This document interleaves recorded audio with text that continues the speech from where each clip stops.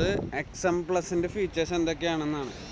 ഇത് നമുക്ക് exempt plus ആണ്, ടാറ്റ അൾട്രോസ് എക്സം പ്ലസ്.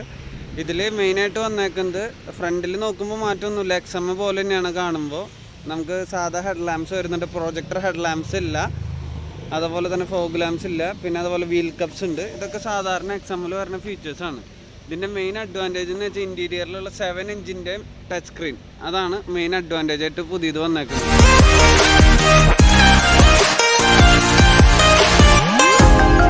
നോക്കാം ഇതിൻ്റെ ഉള്ളിലത്തെ മ്യൂസിക് സിസ്റ്റം, 7 ഇഞ്ചിൻ്റെ ടച്ച് സ്ക്രീനിൻ്റെ മ്യൂസിക് സിസ്റ്റം.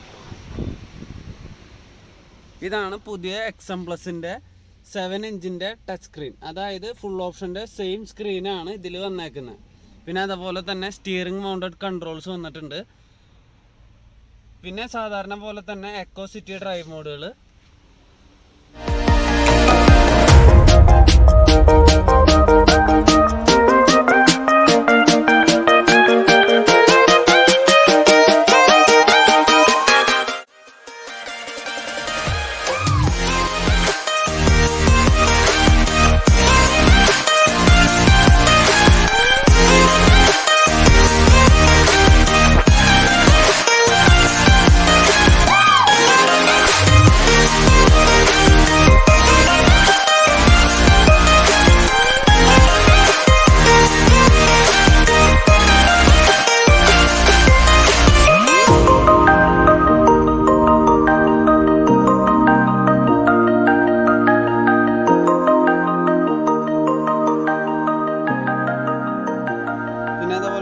ഇത് എക്സമ്മിലുള്ളതാണ്.